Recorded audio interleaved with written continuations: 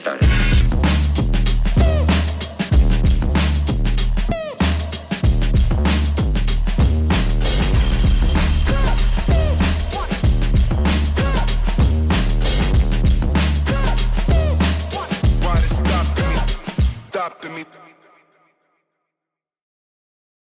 Well, let's go.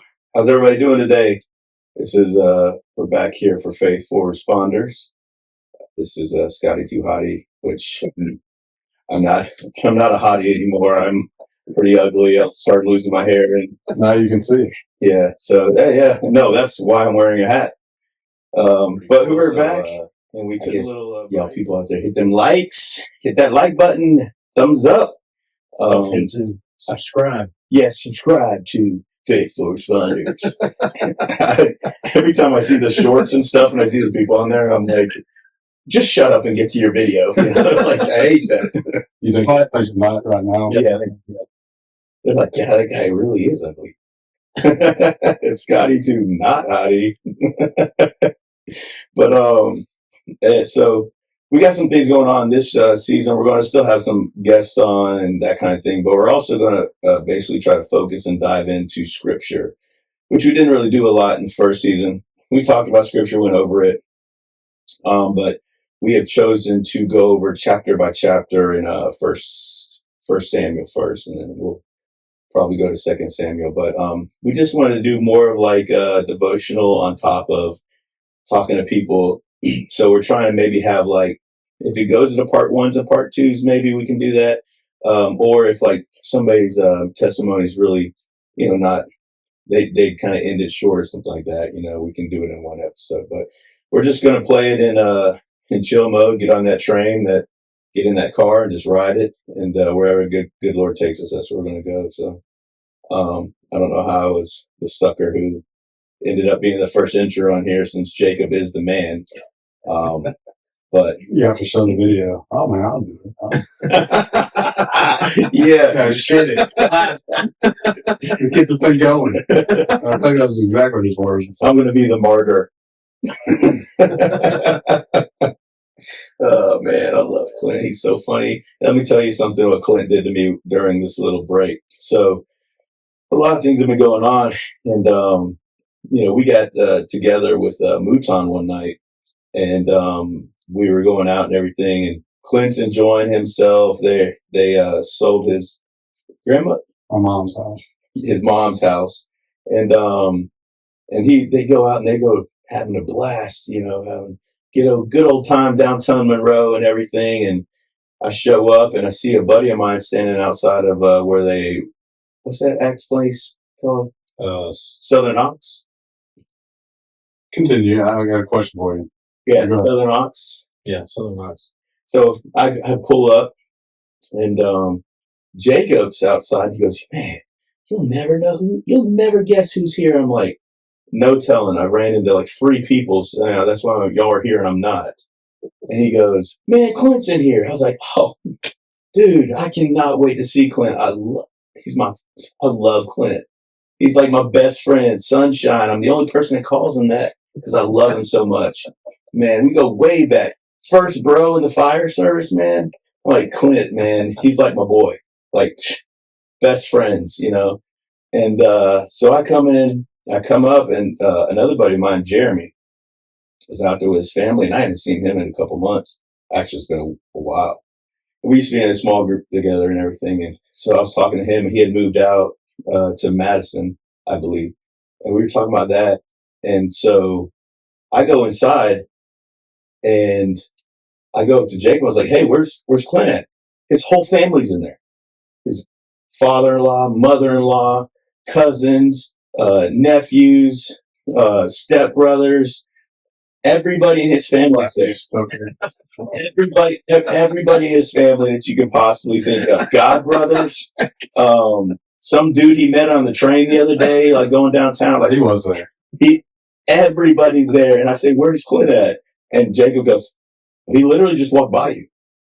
And I said, what? He goes, yeah, he literally about 10 seconds ago walked through that door that you just walked in. I was like, oh, he did? I just walked in there. He goes, I promise you walked right through that door.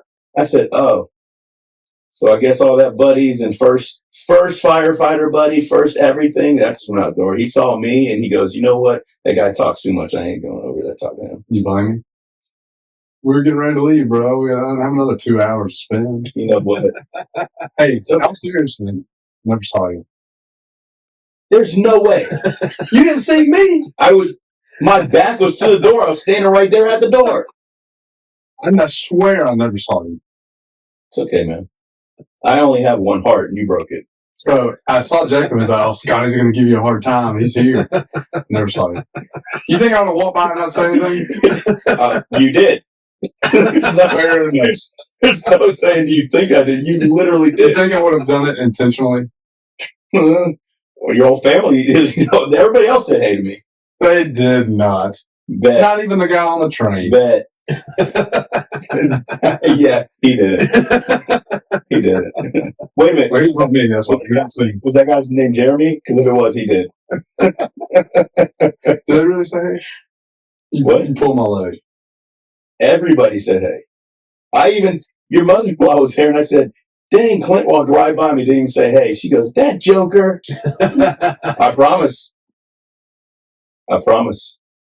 Who are you texting? Kara, to see if she saw you the other night? Ask the other, well. She gives me grief about that too. That was 3 weeks ago. What do you mean the other night? So everything's going on. Well, I feel her pain. The other night. Didn't that happen? Straight up happened. The exact way I just said. Yeah. There's actually more people there for him and his family that said hey to me, not just all the people I mentioned. I mean, it was like... There was a lot of us there. The whole place was full. Did you know Jeremy Bright?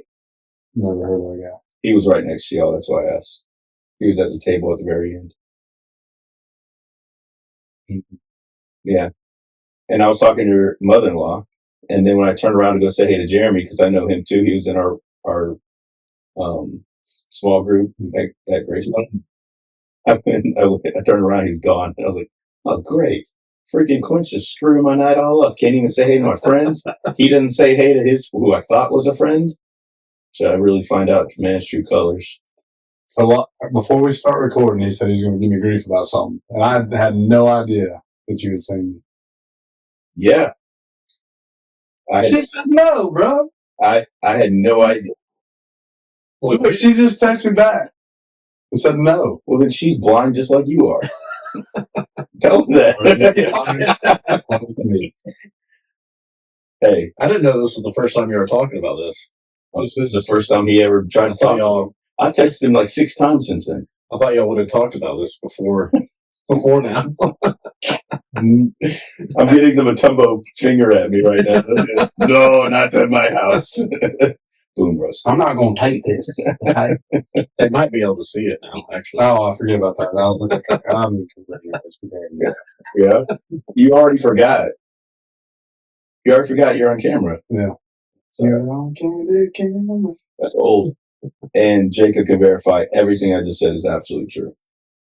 Well, brother, I owe you many apologies, but I'm not going to give them to you. Yeah, but you don't mean it, even if you did.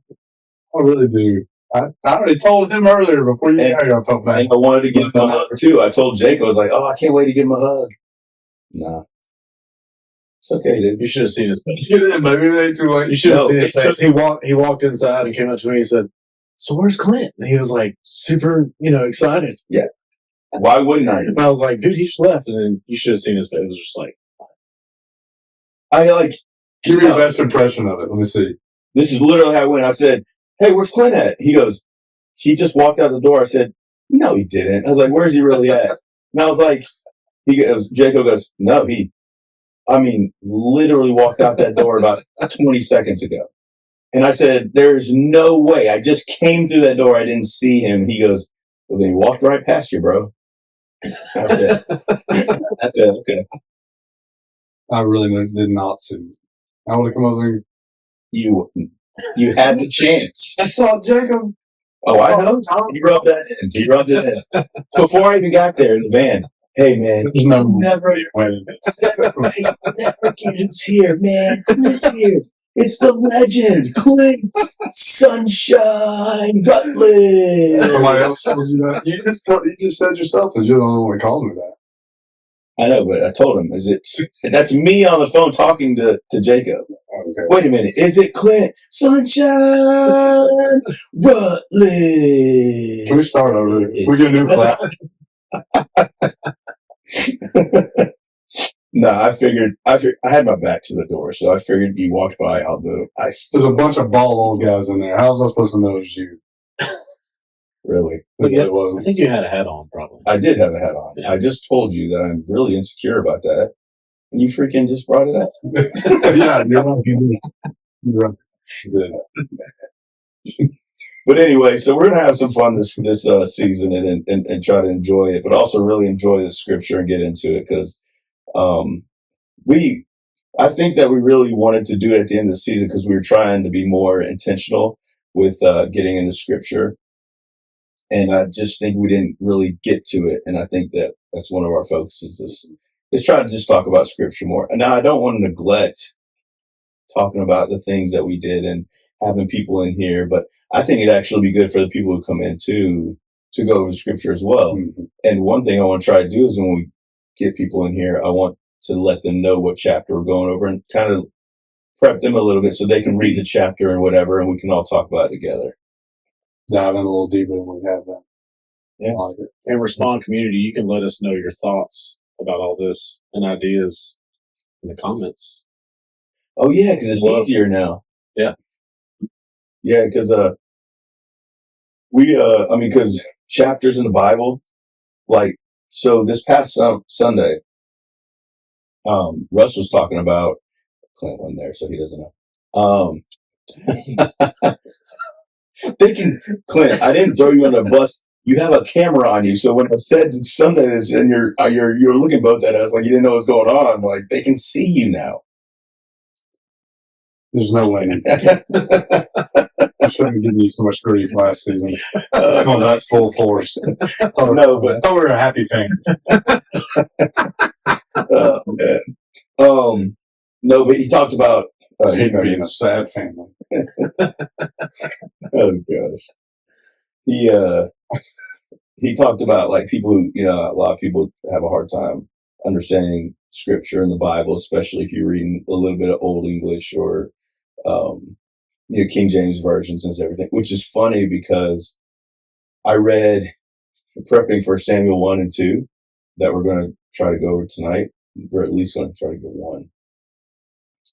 I read it in 3 different translations. So I read it in King James, and then I read it in NLT and New King James, which I would say like King James is more of old English, old scripture kind of sounding. People know what I'm talking about because it's literally the excuse everybody gives me where I don't understand the Bible. So I get it. It's it can be difficult even though it is on like a 3rd or 4th grade level. But right, brother. I'm trying. No, I don't. Where did they come up with that? Because I don't know any 3rd or 4th graders don't understand it either. Like, how crazy is that? I think they're just jerks. Smart people trying to be jerks. But I don't care for it. No, but like the NLT is a really good, in my opinion, of somebody who's trying to get really into the scripture, and it's a good understanding. But I do think that there's something good with reading a little bit more old school, to where it'll get you to understand more. And I think that's kind of what Russ was talking about, not totally on translations, but what he was talking about when he said, if you really want to understand scripture, I forgot who he was quoting, but they said, read the Gospels. And then when you get done reading the Gospels, read them again, and then read them again. And he's absolutely right, because I remember reading through the Bible as a younger kid, and I didn't really understand a lot of it.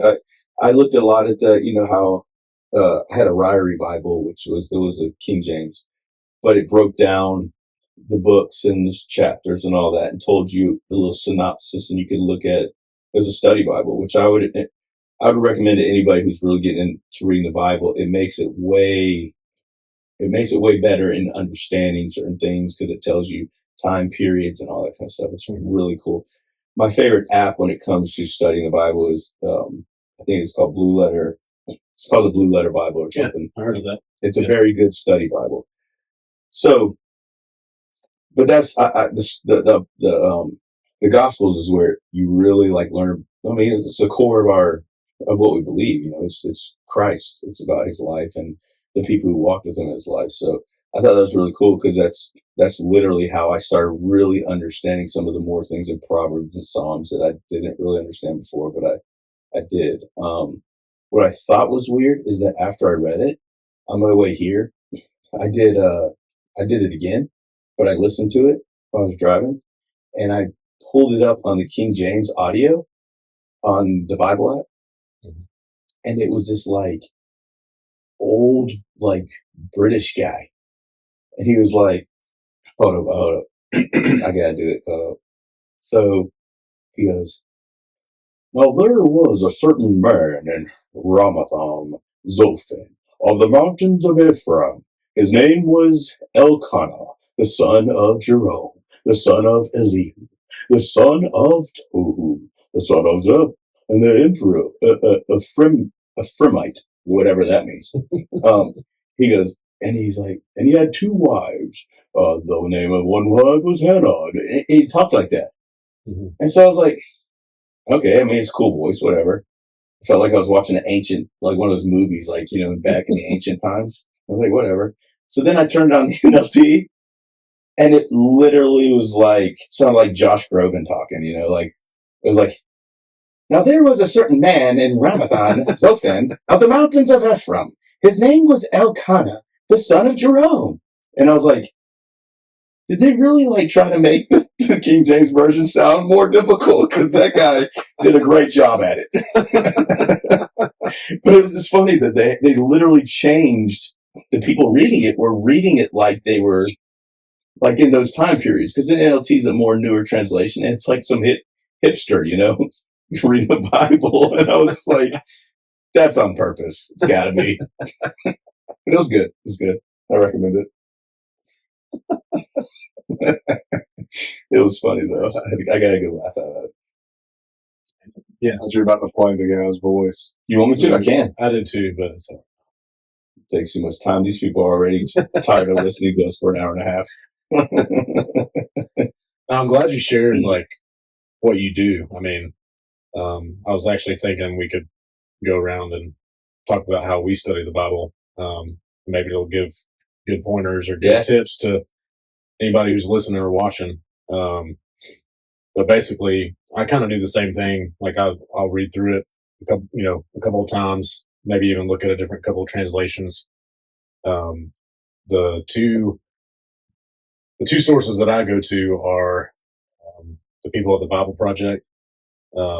They do a phenomenal job of breaking down like any and everything. Like, is that an app or something? Like I've never heard. No, they've got everything. I mean, they've got. I think if you just go to BibleProject.com, they've got like classes, trainings, resources, podcasts, like everything. Anywhere you get your podcast, they've got their podcast on that platform. Right now they're going through a series and they're taking the whole year and breaking down the Sermon on the Mount. Dude, it's phenomenal. That is cool. Yeah, so I like to listen to them a lot. And then I really think the coolest thing that their like slogan is that it's the Bible is a unified story that leads to Jesus. That's like how they it's good. how they I don't know what the word I'm looking for is promoted, I guess. Yeah. So I think there's a lot of truth to that as well. And then the second source I go to, I was actually talking to Clint before we recorded this evening, but it's called the Enduring Word, and it's a commentary by David Guzik, but he also has like a podcast channel. And I was showing Clint that like he actually, I don't know if he has it for every book of the Bible as far as like sermons go, but he's adding stuff, I think, as he goes along. And he'll add like a sermon for each chapter of the book. So, but he does have like a full commentary. So there's an Enduring Word application that you can download on your phone. That's cool. You get a full commentary of the whole Bible right there. Huh. He's got a lot of good stuff on there. That's like good to know. Yeah. And I'm looking at it right now, and they're only like 5, 6, 4 minutes, 5 minutes. I mean, they're short. Yeah. I mean, kind of short and sweet.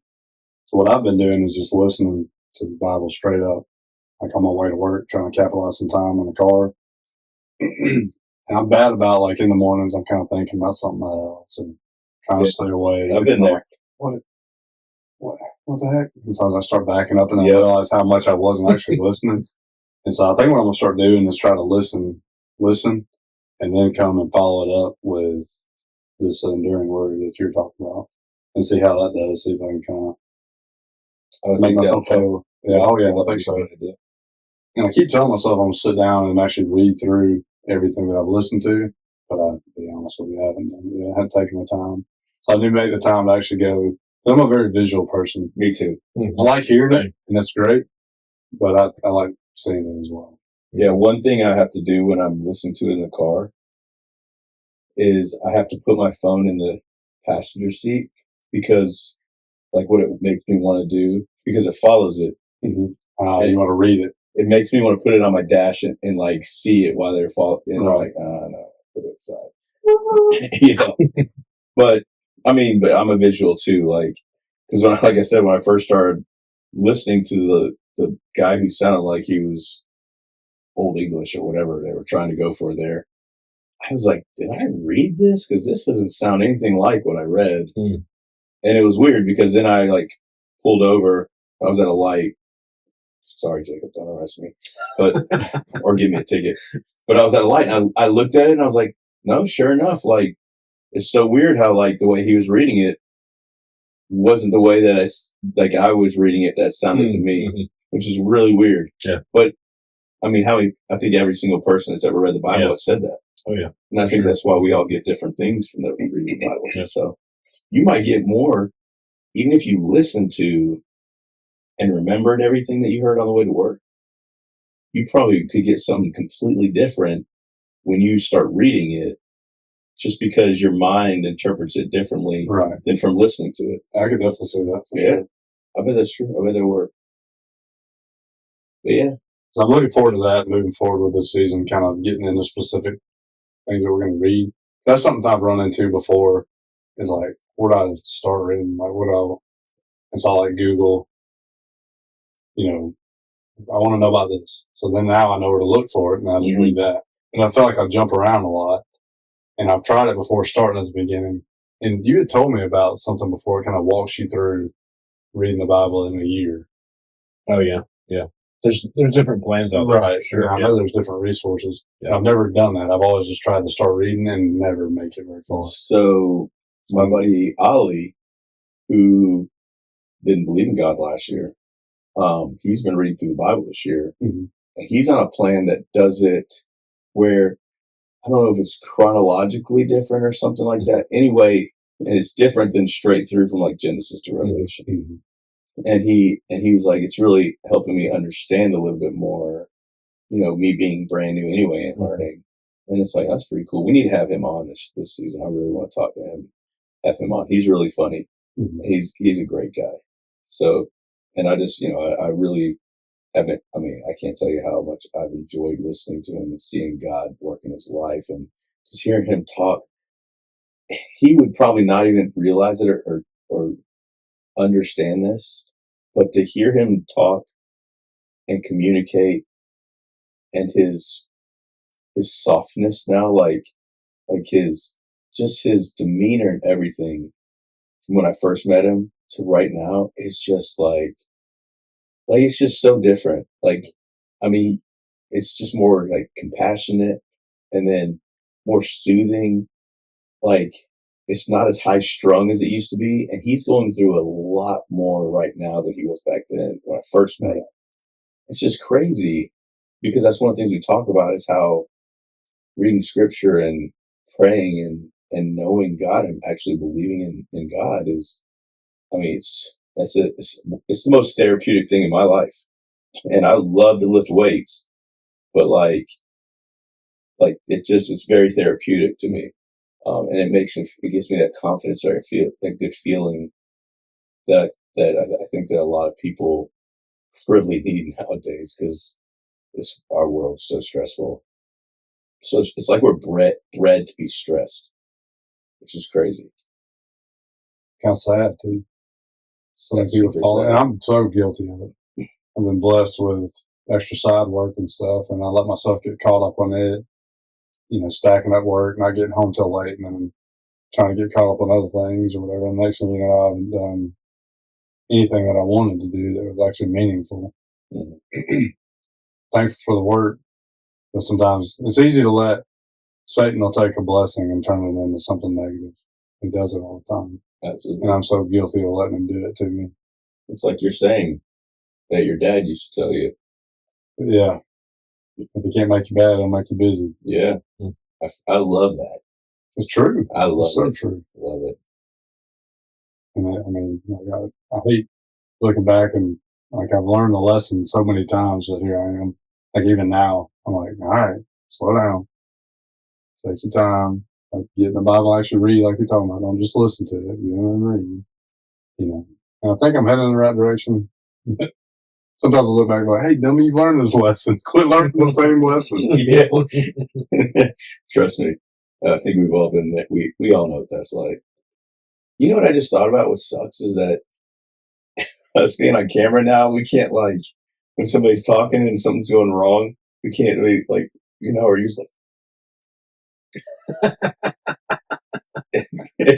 well, we can. Yeah, but then we're like, those idiots. What a bunch of amateurs. Well, yeah, I guess we are. Here we are. But yeah, so anything else y'all want to do? Maybe dive into. Yeah, let's go ahead and dive in. Yeah, for sure.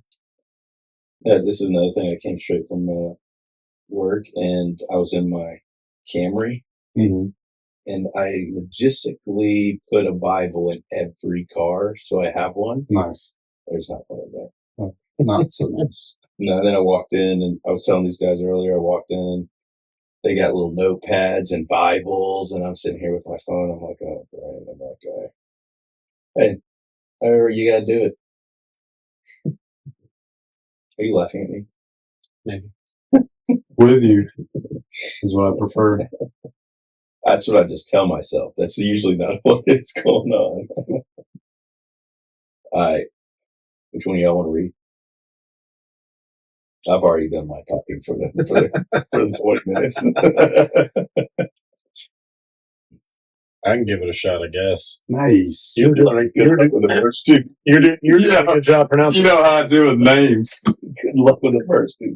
If you want to hear the correct pronunciation of the names, just go back to when Scotty read it earlier. So, real quick before. Is that going to be in it? I can never remember what's getting cut out or what. Well, I was going to. Was that pre-clap or post-clap? Oh, I hope there's some. There's post-clap. Yeah, okay, good. I was just going. One thing I was going to show you on this blue letter, you can actually have it side by side translations. Nice. So, like on the left side, I have the King James version, and on the right side, I have the NLT. So, do you ever notice any like real significant differences? Yeah, but they're not. It's just different wording. Now, I'm not throwing translations out. We can have a conversation about this, but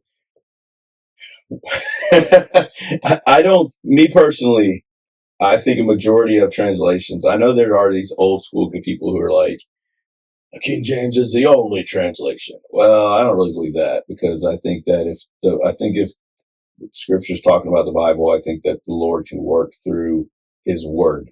Okay. But there are things in like the NIV and some other translations that I think in my opinion, it might be dumbed down a little too much, to where it's almost like taken away. No. Don't get. I have an NIV Bible, so it's again I read it. It's fine. I'm just saying, like, I think there's some things that's like, man, I think it took a little substance away from, I've really gotten into the ESV and the New King James, because I think the New King James keeps a lot of a lot of that old school mentality, but it does make it easier to understand, which is also what the ESV does as well. But the NLT, I think, from all the other, dude, there are so many translations. There's like, I mean, when you scroll through, I mean, it's like hundreds and hundreds and hundreds. So there's no way I can read all of them. But out of the other ones that aren't like the old school ones, I guess, uh, the NLT I think is a pretty good translation, and it sounds pretty good. But I don't think any of them are wrong. I don't have that philosophy. I choose to. I think I just want to challenge myself more. Mm-hmm. Like somebody who just got into scripture, I wouldn't be opposed to them reading almost any translation just to get them into scripture. I'm a firm believer. I tell my mom and dad all the time, like, I think God can use a scripture if something can get somebody to saved and get them to heaven. Then how am I going to talk down upon that? But for me, I like challenging myself more. So I try to read like a more new age one and then compare it to the original, what people say the original text, is what people believe. So me personally, I like reading both because I want to know, and I kind of like getting the two aspects of it. So I wouldn't say that. I mean, I think they're both pretty good. They all have their place. But like I said, I grew up in the church, so sometimes I want to try to challenge myself to look more into something, which by all means I could be way better because I really struggle sometimes with my devotionals and stuff. So. But anyway, I thought that was pretty cool. That one of the things I really like is like I can have an NLT on one side, and then a King James, like old English, King James kind of ESV on the other side, and kind of compare the two. So it's pretty cool. All right, go Jacob. Jeez, what are you waiting for?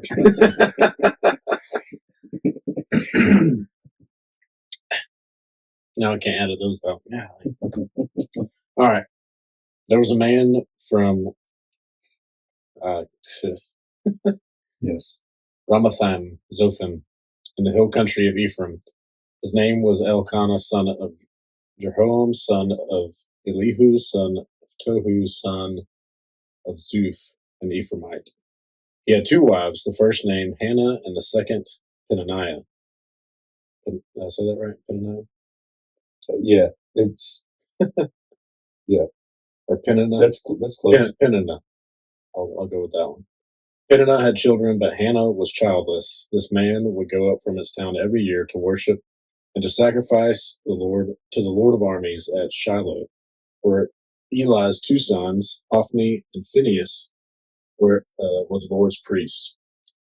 Whenever Elkanah offered a sacrifice, he always gave portions to the meat to his wife Peninnah and to each of her sons and daughters, but he gave a double portion to Hannah, for he loved her even though the Lord had kept her from conceiving. Her rival would taunt her severely just to provoke her because the Lord had kept Hannah from conceiving. Year after year, when she went up to the Lord's house, her rival taunted her in this way. Hannah would weep and would not eat. Hannah, why are you crying? Her husband Elkanah would ask. Why won't you eat? Why are you troubled? Am I not better to you than 10 sons? On one occasion, Hannah got up after they ate and drank at Shiloh. The priest Eli was sitting on a chair by the doorpost of the Lord's temple. Deeply hurt, Hannah prayed to the Lord and wept with many tears. Making a vow, she pleaded, Lord of armies, if you will take notice of your servant's affliction, remember and not forget me, and give your servant a son, and I will give him to the Lord all the days of his life, and his hair will never be cut. While she continued to pray in the Lord's presence, Eli watched her mouth. Hannah was praying silently, and though her lips were moving, her voice could not be heard. Eli thought she was drunk and said to her, How long are you going to be drunk? Get rid of your wine. No, my lord, Hannah replied, I am a woman with a broken heart. I haven't had any wine or beer. I've been pouring out my heart before the Lord. Don't think of me as a wicked woman. I've been praying from the depth of my anguish and resentment. Eli responded, Go in peace, and may the God of Israel grant the request you have made of him. May your servant find favor with you, she replied. Then Hannah Went on her way. She ate and no longer looked despondent. Take a break there.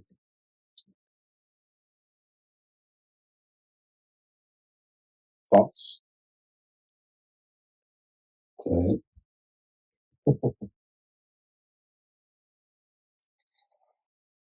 What's with all the names? Throwing me off, getting confused. But so it's kind of weird to me that he's got two wives. Maybe I just don't know. Polygamy. Right. They were allowed to back Right. in the Old Testament. Which is just so different now. You know what I mean? Like, to me, that's the first thing. Guzik actually pointed out in this part that while God allowed this, that was never his intent. And he, from the very beginning, he intended for it to be one man, one woman. Absolutely. And he also pointed out, like, everywhere in Scripture where you see a polygamous household, there's always like chaos and like some kind of turmoil. Some type of conflict. There's never a situation where in a polygamous home in Scripture where there's like happiness. I mean, and polygamy got kind of get thrown out totally when Christ came.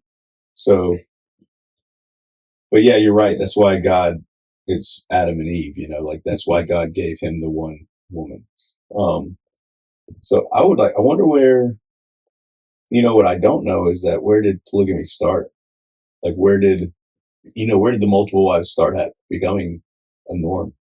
Guzik said, like, particular to this situation, I don't know if this is where it started, but like the reason it happened here was because Hannah couldn't bear children. So yeah, maybe that could be a reason, I guess, why it started. Could be. You want to know? You want to go by? Do you want to go through verse by verse, or do you want to just go through things that you pulled from it?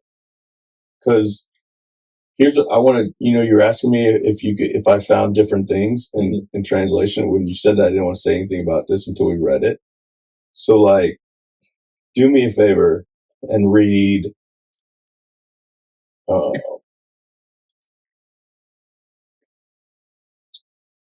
think it was verse.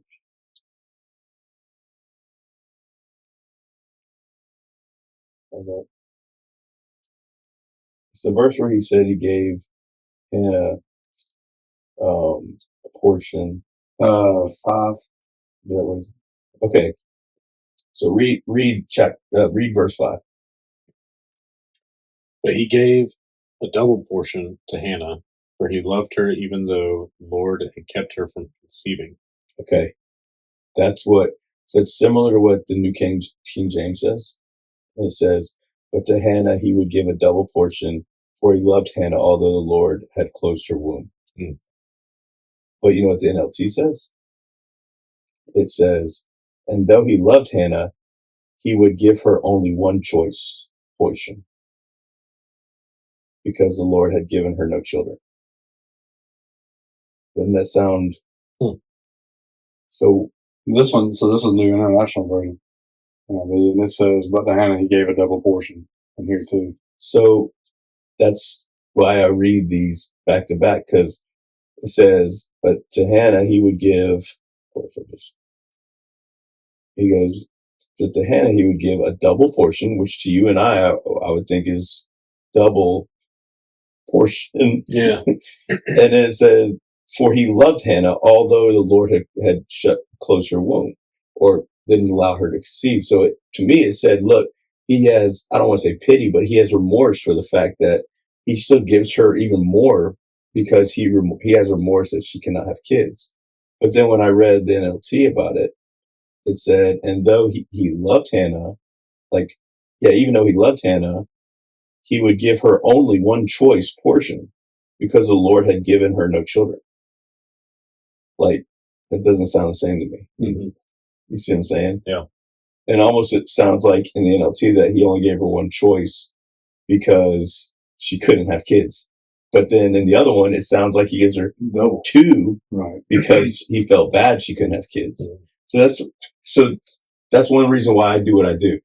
I like reading different ones and putting them up against each other, because for me, what I normally do here is I would highlight that, and and that's why I love their back to back. I can highlight all that, and I go to a biblical story, and then I talk to preachers and stuff like that and ask them about that. Mhm. I'm like, what do y'all think about this? Mhm. You know, so Well, a lot of commentaries too will list, or maybe not commentaries, but like word studies or whatever. They'll list, the original like Hebrew or Greek text, and try to you can look back there and try to help represent it that way to see what the original meaning was, or what the meaning is behind those words that they put in there. But I like your idea too. I mean, talking to your pastor for sure.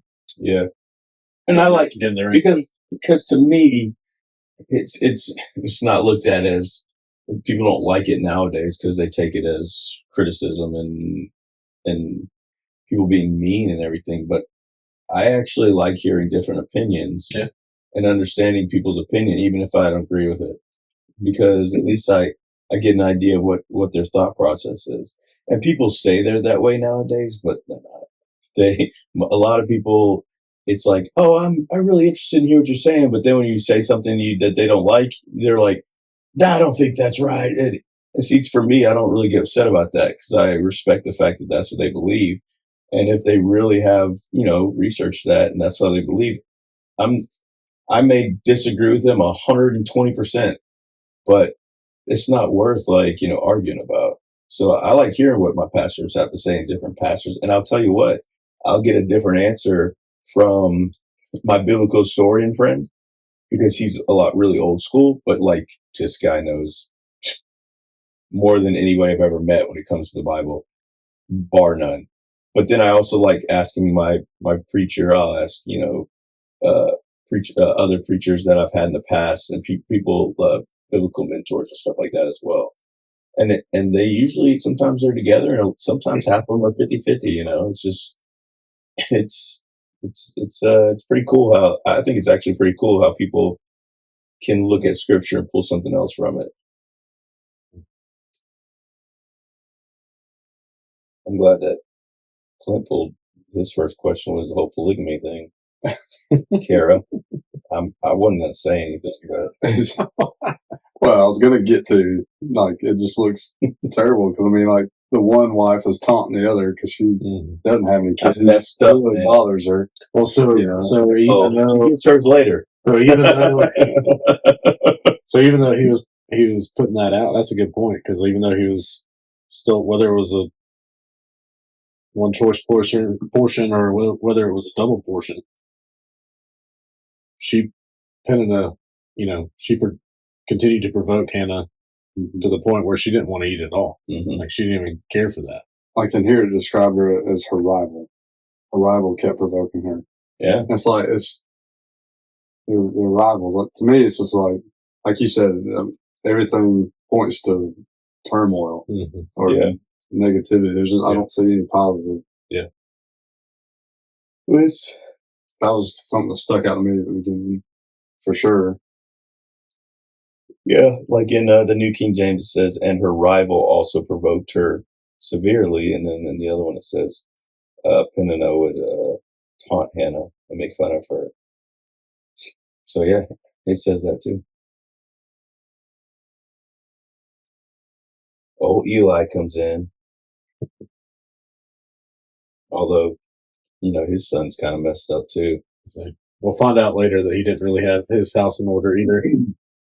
But what's crazy about that too is that pastors usually their house and their kids are either are awesome and great and spiritual warriors, or they are the opposite.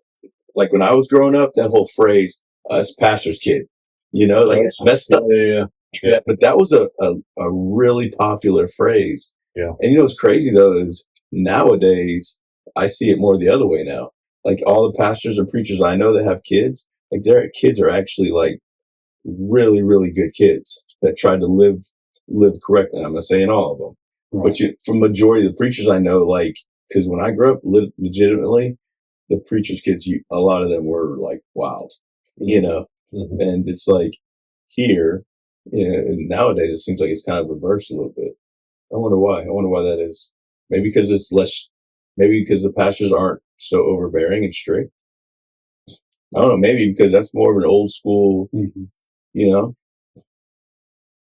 I mean, I tell people all the time that I'm more understanding and free about the way I believe, and I think I stayed whole.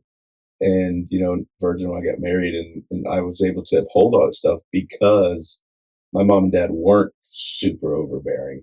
Like they did let me, they gave me, they had me on a leash still, but it wasn't, it was a runner. It wasn't a leash, like, so, and I think that's why I ended up a lot better than some of the other kids that I knew that when they got out of high school and stuff, nuts, I think that's why, because, freedom. Yeah, I think they don't know what to do with themselves.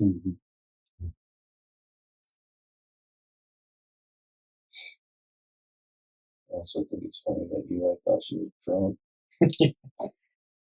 Yeah. But in the little notes in my Bible, I was talking about apparently it wasn't uncommon for drunk people to kind of stumble in to the sanctuary. So it sounded like it says further evidence of the religious and moral deterioration of the time is found in those stories. So it must not have been very uncommon for him to find drunks out there. Well, here we go. Another drunk woman. Golly. Yeah, man. I mean, a lot of drunks are, a lot of people who don't, I guess, quote unquote, choose to be on the streets, man, it's because of alcoholism or some kind of addiction. And back then, that was the only place that, the church was open 24/7. Right. So I can see that, they came to pray, they came to do everything. That's the old law. Right.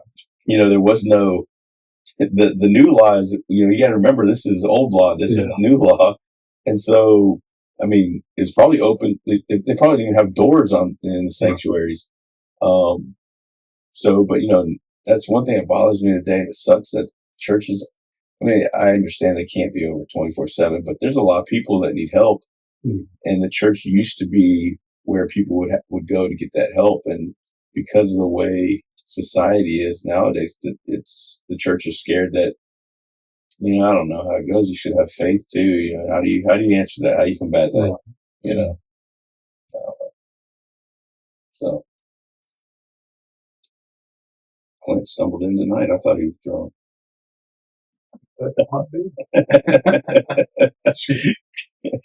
Oh no, it's flavored water. Oh yeah, well, how to coach it. Oh snap! Getting wild. Anything else stand up? I think a lot can be said for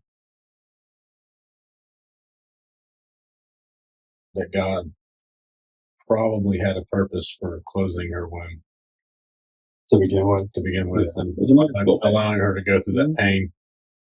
Because I don't know, I just feel like we all can relate to that probably in some way. Would she have seeked him out the way that she did if he hadn't? Testing her faith. Yeah.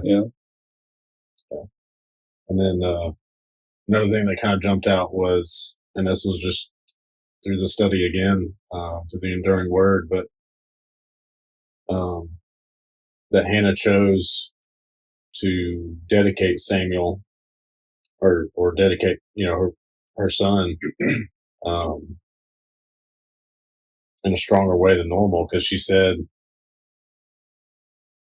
what was the verse?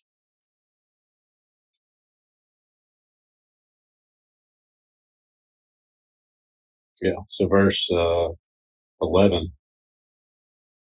Making a vow, she pleaded, Lord of armies, if you will take notice of your servant's affliction, remember and not forget me, and give your servant a son, I will give him to the Lord all the days of his life.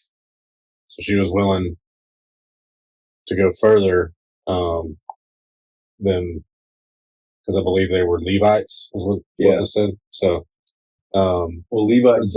Guzzi pointed out that a Levite, their typical, like, I guess, years of service or their devotion, like, to serving the Lord was like 30 to 50 years, which is a long time, but like Hannah was willing to say and go deeper than that commitment and say his whole life. So I thought that was pretty interesting. Yeah, well, Levites are like, they were like they were high priests, like, Pharisees are priests or preachers, but the Levites are super high priests. Mm-hmm. And that's what I love about the Good Samaritan story, because one of the people that passes up the injured person on the road is a Levite. Mm.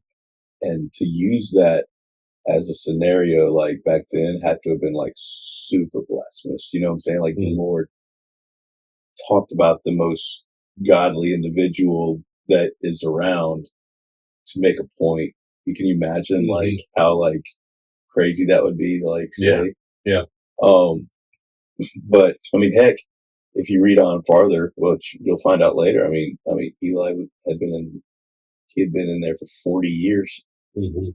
But when we dedicate our kids, this is what I was thinking. It's like, we dedicate our kids, we get to take them home. And she, like you said, took that step to where she was like, I'm dedicating my kid. He's going to be raised and live under the church, under the priests. Yeah. That's what I was going to kind of bring up, is like, could you imagine? That's what she wanted. And so bad. She'd been taunted for not being able to have kids. And all this. And she makes that promise. How hard do you think it was to keep that promise? Oh my gosh. I couldn't imagine finally, and she kept the baby long enough. Well, 3, yeah. Yeah. Slow. But could you imagine, like she just handed him over right away? Yeah. She has some time. Yeah. It's just, I couldn't imagine. I think it was like 3 years old when she finally she came back and gave. I think they said it was around 3 years old. I wanted to say something real quick. Like, one thing, like, so I'm familiar with this passage, and one of the reasons why is because Shiloh, this is where, like, my first daughter that passed away, that Megan that had to give birth to, her name's Shiloh. And one of the reasons we called her Shiloh before we knew she had a disease, and that before we knew that she was going to pass, like, that was her name that we named her.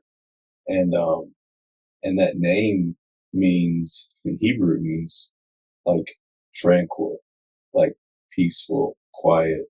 And that's what I wanted her to know. Like, and when in this, I always like this because, God works a miracle. He closes her womb. She can't have kids. He performs a miracle. Kids are a miracle anyway, but, he performs a miracle and makes her non-barren anymore. And, she gets this, I guess, this prayer, well, yes, not granted, but, answered, in the city of Shiloh. And this is the city of, supposed to be more of like a peaceful, tranquil. And that's why I wanted to call her that. And then here we are. I think it was 2 months after we had named her, like we don't get to have her. And that's one thing I kind of thought about after she passed away, was the whole, like, I don't know, like, because we named her that before, and I had already associated that with peace and tranquility. I felt like that was something that God was kind of saying, look, I already knew that I was going to take her. You didn't know that. And I knew you were going to call her, which you did, and you need to use that to help you. And which I did. I thought about that a lot. I was like, it's crazy. Like, how did he know that I was going to have to use her name as peace and try to help me with that peace and that tranquility and stuff like that. But I don't know, every time I read about, because that's not the only time Shiloh is mentioned in the Bible, but I just remember think about Hannah, who couldn't have kids. She didn't even have the opportunity to try to have a kid at the point, and God blessed her.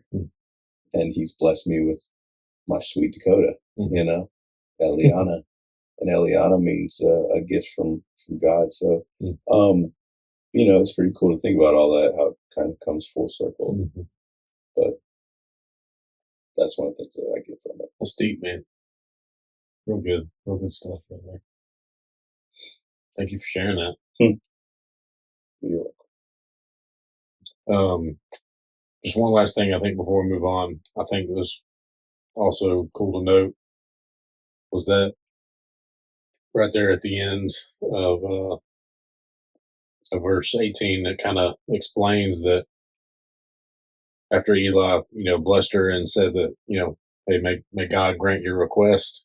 I think right then and there she had faith, that like it was going to happen, because it says that, Hannah went on her way. She began to eat again. Yeah. And no longer looked sad or despondent. I like that word. But she was happy and joyful and worshiped God even before she got pregnant. Yeah. And that's why he blessed her. She was faithful. Yeah. It's hard to do. Mm-hmm. Goodness gracious. All right. Clint's on. You finish reading it? You want to read it out? Sure. Early the next morning, they arose and worshipped before the Lord, and then went back to their home at Ramah. Elkanah made love to his wife Hannah, and the Lord remembered her. So in the course of time, Hannah became pregnant and gave birth to a son. She named him Samuel, saying, "Because I asked the Lord for him." When her husband Elkanah went up with all his family to offer the annual sacrifice to the Lord and to fulfill his vow, Hannah did not go. She said to her husband, "After the boy is weaned, I will take him and present him before the Lord, and he will live there always." "Do what seems best to you," her husband Elkanah told her. "Stay here until you have weaned him. Only may the Lord make good his word." So the woman stayed at home and nursed her son until she had weaned him. After he was weaned, she took the boy with her, young as he was, along with a 3-year-old bull, an ephah of flour, and a skin of wine, and brought him to the house of the Lord at Shiloh. When the bull had been sacrificed, they brought the boy to Eli, and she said to him, "Pardon me, my lord, as surely as you live, I am the woman who stood here beside you praying to the Lord. I prayed for this child, and the Lord has granted me what I asked of him. So now I give him to the Lord. For his whole life he will be given over to the Lord." And he worshipped the Lord there. Is that as far as you want? Yeah. So, going back to the different translations. I was curious to see. So, and it's, like I said, this isn't, a big deal, but where it said the bull, Mm-hmm. now I'm trying to find it. When it first talked about her getting the flour and the bull, Mm-hmm.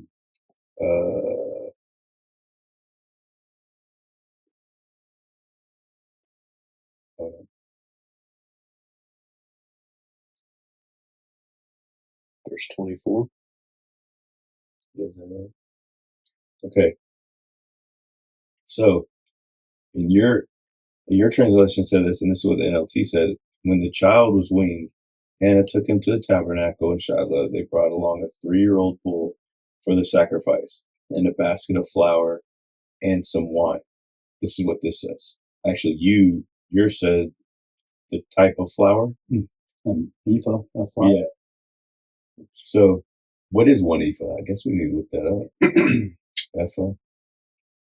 Check this out. I knew at one point, but I can't remember what it's I now. don't know if I pronounced that correctly. So, but here's what the New King James Version said. It said, "Now when she had weaned him, she took him up with her with 3 bulls."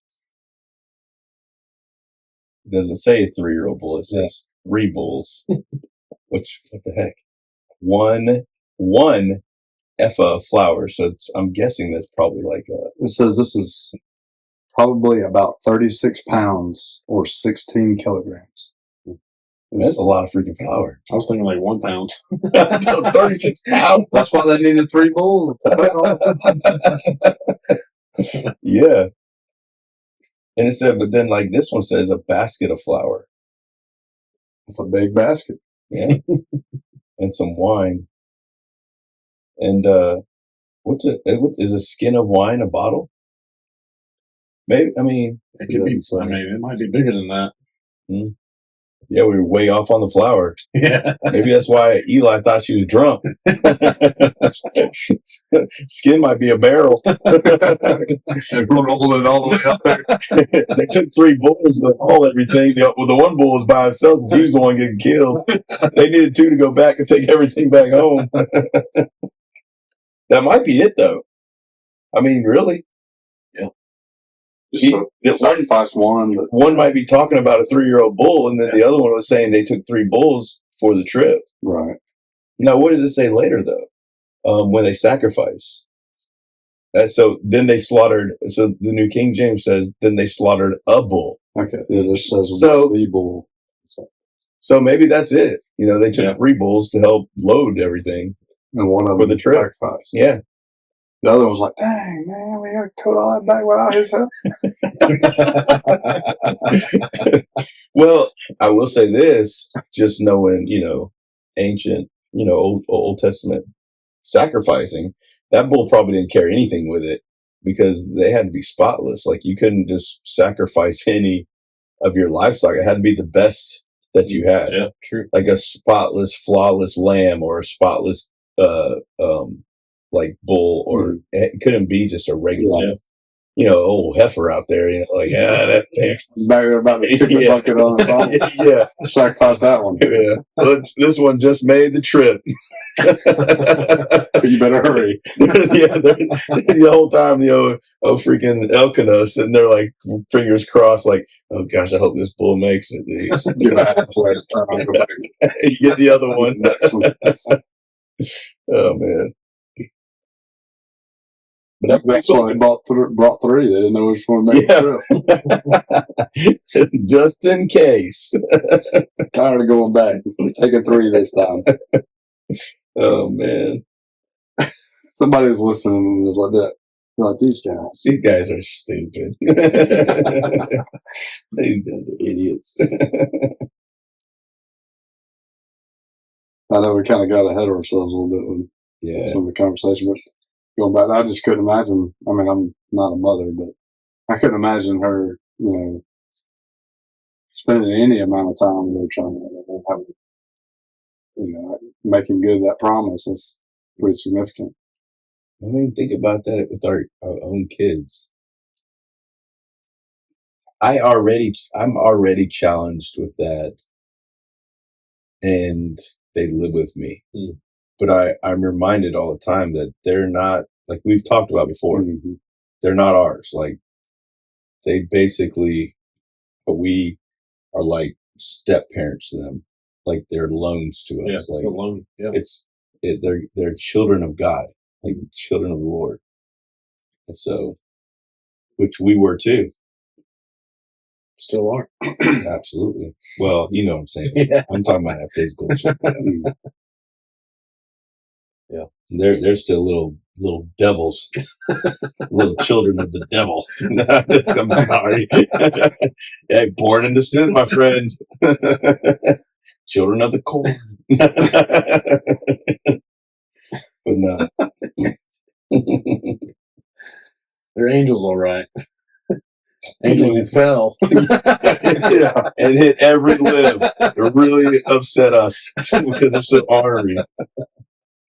I give my top middle and my bottom middle such a hard time about that, man. My top middle, she's just like a good crazy, but she's like, all over the place. And then my bottom middle she gets so annoying. But then at the end of the night, you're like, gosh, I love them so much. I don't like you, but I love you. It's great when they're sleeping. Oh, yeah. Yeah. Oh, man. What a wonderful relationship. It's like sometimes you're just not sure how you got in the situation you're in. And like you said, you lay them down and they tell you that they love you. and they lay still for the first time for the day. Yeah. That's nice. It's like one of Braylon comes in sometimes. She's like, "Daddy," after she drove me absolutely nuts all day long, and then I'll be like half asleep. She'll, "Daddy," I'm like, "What?" She goes, Can I sleep with you? Can I lay in the bed with you?" And I'm like, "What?" She goes, "I won't stay all night. I'm just gonna lay for a little bit. Can I do that?" And I'm like, "Of course." I said, "Get closer to your mom because you make me sweat." So Kara's like, "No, go to your own bed. Go to your bedroom." That's I'm me. like, baby, come on. That's exactly. Hey, see, that's how. Yeah. Come here, girl. I'll save a spot for you. And that's when No, you go get your brother while you're at it. that's when you got that reel before you got off Facebook about it was like, You sent me a lot of gold. It was You like- sent me a lot of good stuff. it was like, Yeah. it was like, Talking about the messenger. yeah, it was like, it's like your kids asked to sleep with you or whatever, and you agree to it, and it was like, and then this happens, and it's the girl from Australia breakdancing. Yes. Yes. Yes. That's all right. Yeah, You've sent a lot of really good stuff lately. yeah, I like it. Maybe I just watched them lately, but Yeah. I'm bad about that. But Oh, I don't know. good stuff nonetheless. That's right. Some pretty Yes. funny stuff. I try not to disappoint. Anything else, y'all? We got kinda off hit you? topic. Sorry. Oh man, this is what it's all about, man.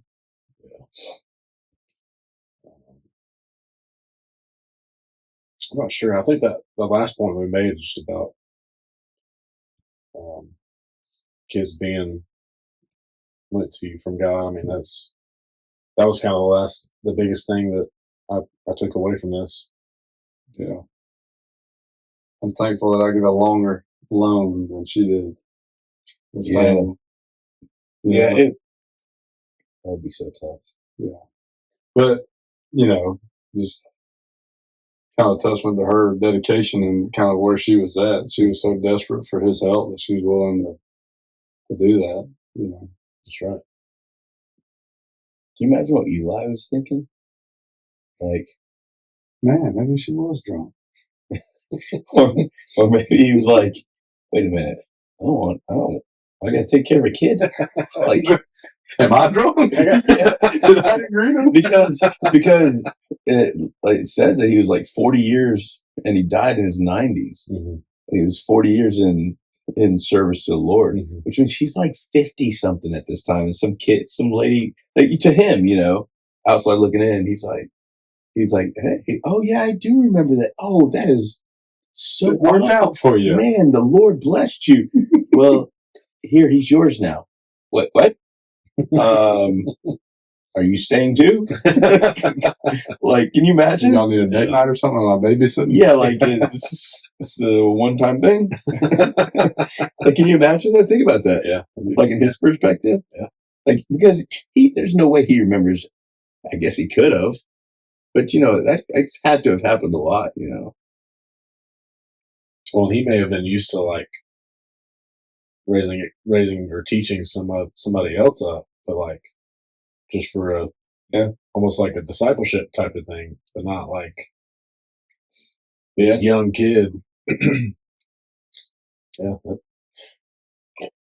I wouldn't want to do that. I'm in my 50s. So my golden kid, you found the wrong house. I hope you find somebody else.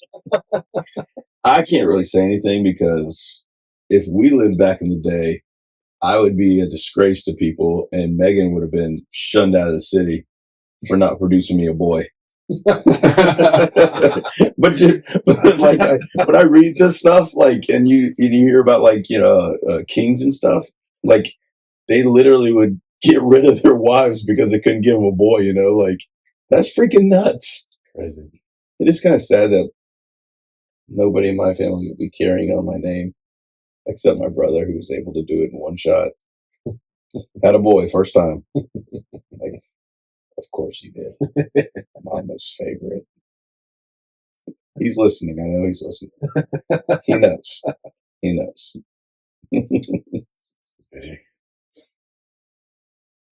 Well, Well, I'm gonna like this part. any Like, other I'm gonna like, nuggets? no, but what I was gonna say is I'm gonna like doing this because it is cool diving into the scripture, Yeah, and sure. it is fun having fun with it and talking about it. I mean, Mhm. we're serious here, but it's good to like I think it's good to make light about things. It makes us want to learn more and Yeah. dive in more. And Make get it to know enjoyable. more. Absolutely.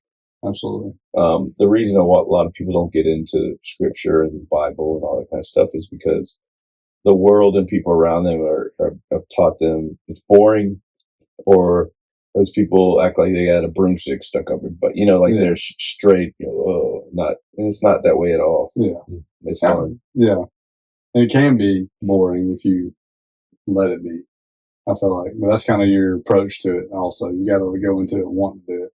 But I've done that before, just kind of getting started, and I find myself bored with it, and I never continue. But then now trying to find ways to really understand it. Talking to Jacob earlier about trying to find ways to step back, go over what I've already listened to. I need to discipline myself to actually read through it and try to find some understanding in it. And then getting to do this is definitely more enjoyable. Hang out with your buddies, getting to talk about it. So I'm pretty stoked about this. It's pretty cool. I think it'll be good. It's normal though, because like, what's your favorite thing to do? Hunt. So, you know how many people think that's absolutely terrible and Boring. Yeah. I mean, it all depends, but when it comes down to it, like that's the most incredible thing. You love to do that. That's your thing. And somebody else might be building cars, or Right. everybody's got their thing and their hobby. But what I try to explain to people why this is different, it can come off boring. Absolutely. I'm not a reader. I read a ton, but I read articles that take about 5 to 10 minutes to read. Right. Books, I'm terrible at reading books. I'll start them. I'll say, all right, I'm going to read these books. It's like that book you gave me. I have started that book 3 times. I still haven't finished it either. But I'm terrible at reading books because I get to a point where it's like I want to move on. And so, but in Bible, the devil will do that to you. But what I tell people is that, but you're not just hunting. You're not just building a car. You're not just, this is literally eternity. Like, this is literally the most important thing, in my opinion, that you could ever do. So even if you don't like it, all I ask is just give it a chance. When Ollie called me and said, I think I'm going to read the Bible, give this whole Bible thing a shot and see what it does. And I'm going to read it to see what it's all about. And my answer to that was like, absolutely, go ahead, with a smile on my face. Right. Because it's great. It's intriguing. Right. Well, that's why it's kind of like you got to go into it with the right mindset. Not like, oh, I feel like I need to do this. Make it to where you want to do it. Well, God don't want that. Right. Yeah. It's not an obligation. It should be something that we want to do. We want to build on that relationship. We want to learn. We want to understand it and take the time. It might take me 3 times as long to go back and listen to lessons about what I just read, where I got to just read through it and not retain any of it. It's going to take longer, but I want to. You know what I mean? You just got. I feel like it's all about how you enter into it. Like, same with hunting. Like, I don't really care about hunting. I'm not going to do well with it. I'm not going to stick with it. And if I'm trying to build a car and I don't really care anything about it, I'm not going to. Absolutely. Yeah. I mean, anything you truly want to be good at is going to require practice, patience, time, studying. I mean, how many, like, all the great football coaches, football players, any sport, like, it doesn't matter what it is. Like, if you want to be good at it, if you truly want to be good at it, you got to put the time and the effort in. Otherwise. But it's just like as a coach, I don't want my kids to just show up and do it. I want them to want to do it. Because if they don't want to do it, they're not going to be good at it. They're just kind of, and I've said this to them, I'm like, if you're just here to be a part of a social club or a gathering or to get out of school early, I said, you're not just wasting your time. You're wasting the players around you's time. You're wasting your parents' time. You're wasting my time. There's a lot of people at stake. And it's just like when Christ, he doesn't want you to do your devotionals because you feel like you have to. Mm-hmm. It's the same thing with like me and my buddy were talking about tithe. And I'm like, if you don't want to tithe and you're just doing it because you're guilt tripped or you feel like that's what you have to do, God don't want your money. It has nothing to do with your money. He wants your heart. He wants your faithfulness. He wants your heart. He wants you to be all in. He wants you to dive in. He doesn't care about your money. Like I get it. The church has to have tithe to make it, but that's not the purpose for tithe. Like tithing was not to like say, oh, pay the church. That's not what it's about. Right. It's about giving yourself.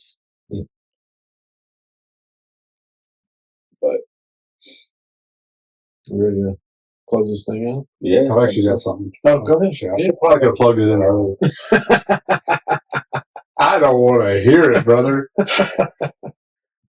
Wait, do I need to insert your jingle here? No, it's in the song. I mean, you can insert the jingle.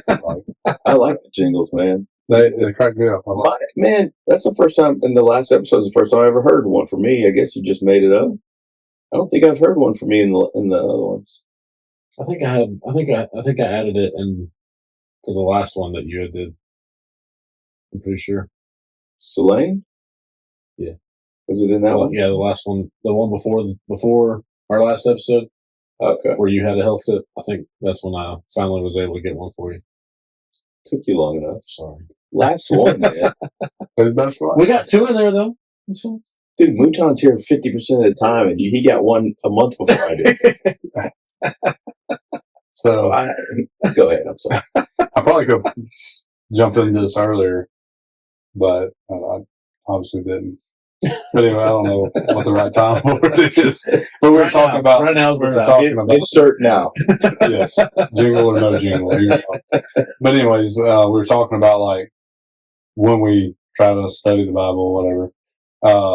I was telling Jacob earlier that there's different shifts at my station that I've worked with, and every Sunday they try to watch their church service together, which I thought was pretty cool. You don't see that a lot, and I've never personally done that at the fire station. I was like, dude, we should be doing this. This is awesome.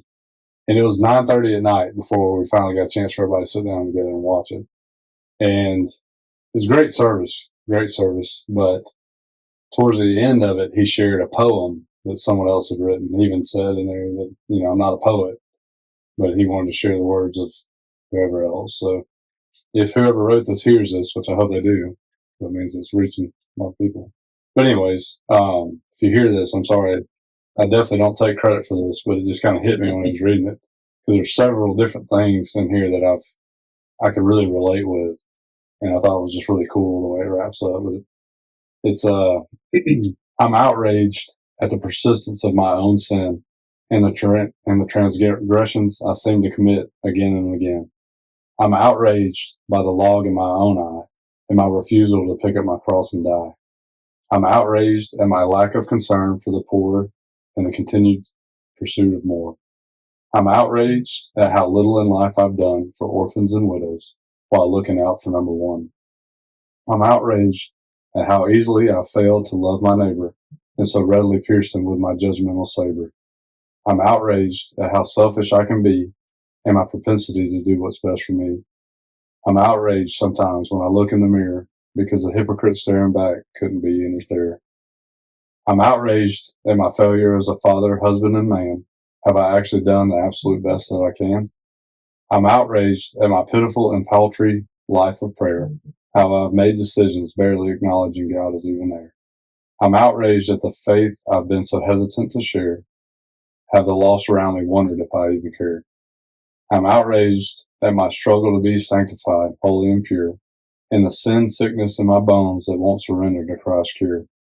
I'm outraged that I'm still so broken, though Jesus says I'm whole, that I'm still an infant in faith with a body so old.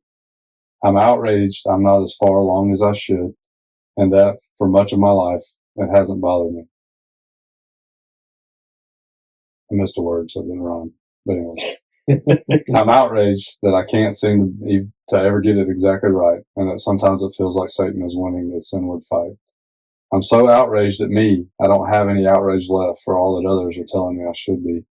I'm outraged, but thank God he's not. His mercy has outgraced my outrage at my own inability to get it all right. Because of Jesus, I'm loved, I'm forgiven, I'm free. Because of Jesus, I'm welcomed, I'm healed, I'm new. There's really only one word for that kind of love: outrageous. We could spend our lives being outraged by whatever bad news is next in line, or by sharing the outrageous good news that has changed your life and mine.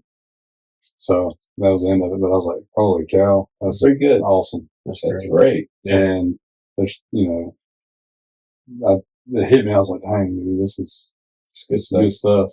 And then just kind of another thing I put in my notes was just one of the big things that they were talking about in that service was being a contender for the faith and what that means. He's like, not talking about getting up and fighting every fight, but that's not necessarily being a contender, but fighting when you need to fight. Mm-hmm. But one of the things he said was pretty cool. And I want to be a contender, not a pretender. Mm-hmm. So I thought that was really cool. It was a really cool service, so I just wanted to share that.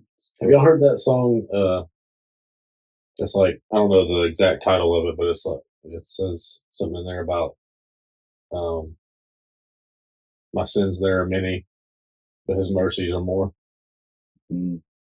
We can look it up. Oh, that's what it reminded me when you got to the part about God's love and mercy being more, Mm-hmm. or, being more than the outrage. I think that sometimes we find ourselves in the right path, kind of, we're reading in the Bible, we're studying or whatever, and then whatever, you get busy, you get bored, whatever the case may be, and then you find yourself, looking back and you're not actually doing the things that you had set aside time to do. You're not setting aside that time anymore. You're not making any effort, whatever the case may be. I'm certainly guilty of that. I mentioned that earlier. Absolutely. But I'd be willing to bet most people are in some form or fashion or another. Some more often than others. Unfortunately, me more often than a lot. But, sometimes I find myself looking back and I almost get like upset with myself. But that's kind of a good reminder that outrageous love is more than my failures, my shortcomings. So it's pretty cool. I thought it was pretty cool. Like we said, starting it out, it's like almost negative. It's like, man, outrageous, all this and that and the other. And I like the way he wraps it up. Mm-hmm. This is, his love is greater than that. Like there's so much more. We don't need to dwell on the negative things. We don't need to remember the times that we fail. We don't remember, stuff like that, because we're all going to fail. We're all going to fall short. But that's the wonderful thing about the whole story we're trying to share. Because there's something a lot bigger out there. Good news. Absolutely. You're saying your department, your station does that, or they? Well, so it's a shift. Mm-hmm. So the shift following mine, they try to do it every Sunday. You know how that goes. At one point I tried doing it and then I slacked off, but you know what Bones does? So he just started doing this, as far as I know, a couple of months ago, but it's super cool. Every Sunday they work. He has two guys working with him now, but he asks them, he has, one female, one guy, and they go to a different church in their first due. That's cool. Every single Sunday, it's a different church. That's really cool. And then he'll ask one of them, like, where do you want to go visit today that we haven't gone yet? Mm-hmm. And they'll pick, and then where do you want to go visit today? And they literally go to the church, in uniform with their radios and everything, and they go to a different church every single Sunday, which I was awesome. Man, I wish I would have thought about that. I'd never even thought about that. Like, that'd be pretty cool. And you get out in the public, you get to hear different preachers, different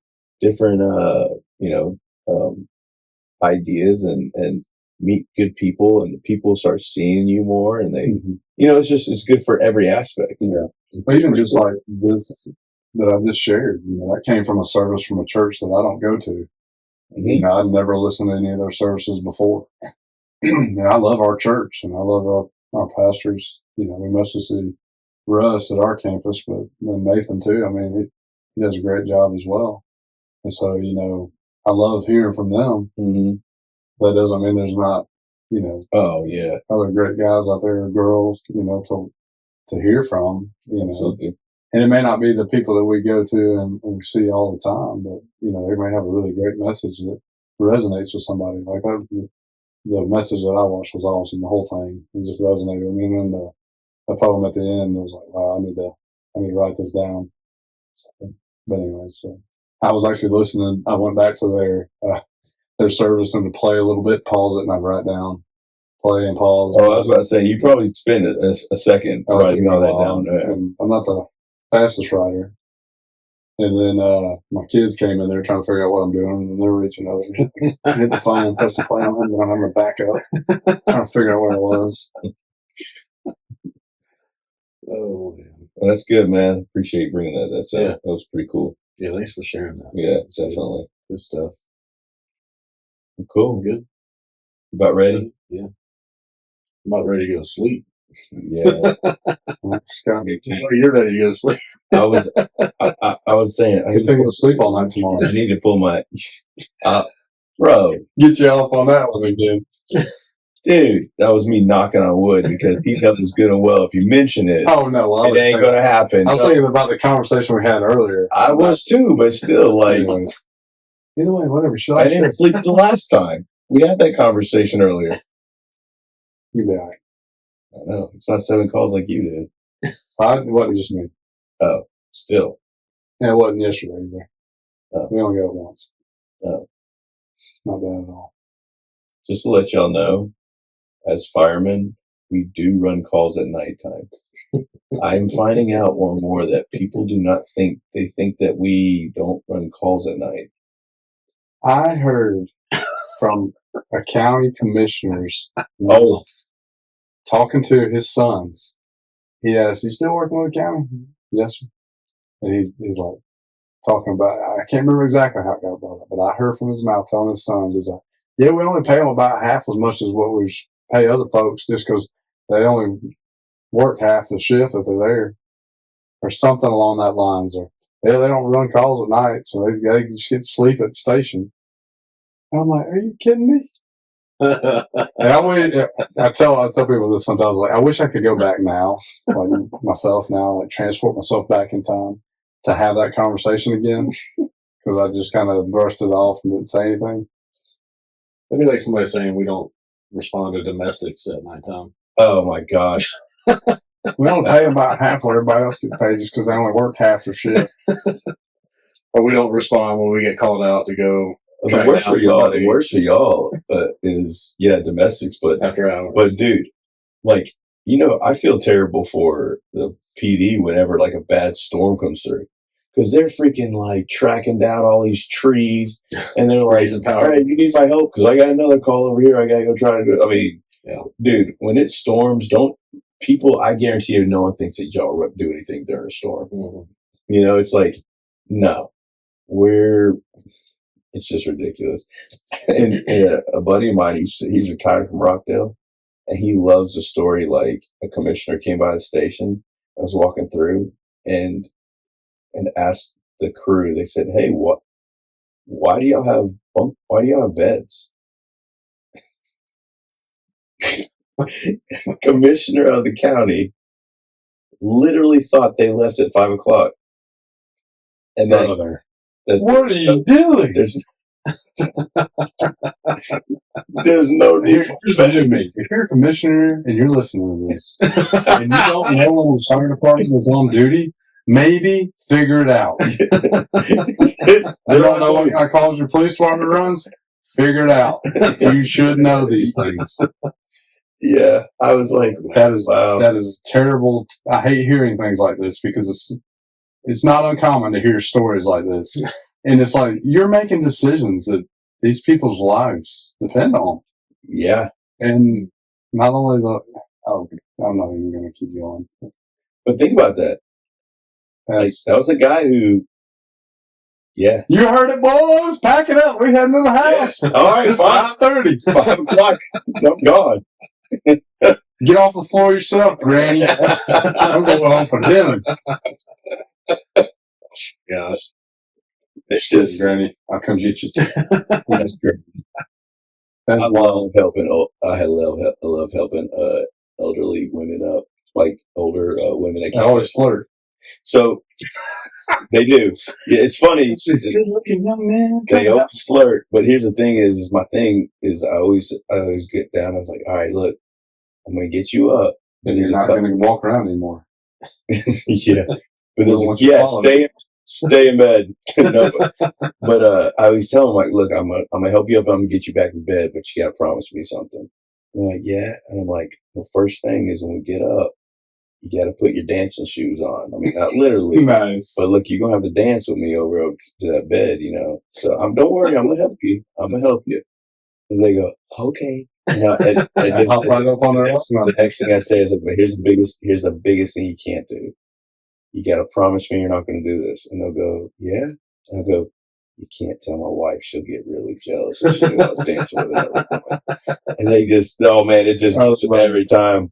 The best part is when one of them pinched my butt. The nursing home, I put her in bed, and as I, spun her around and put her in bed, she pinched my butt, and I said, I just looked at her, and she looked at me, and she had that little like face, like, ooh. Oh man, I'll never forget that. That was so funny. Oh man, Does Megan know? she knows now. She knows. She knows. That lady passed away the next day. Oh no! Dang. No, it was a joke because Megan. Oh, dude. Boom. Way over my head. Dang, great joke, too. I hate that big catch. That was a wonderful joke. It kind of was sad. Yeah, I know. Sorry. She couldn't take all that excitement. That big old strong man. All right, y'all. What does that clap mean? I don't know. So many claps. We got off on a tangent. Yeah, but it's good. No. Good. It's a good day in neighborhood. I'm sorry. I'm fighting from another tangent. Uh-oh. Okay. What we got? All right. Thanks for listening. Thanks for watching. Absolutely. We appreciate you guys.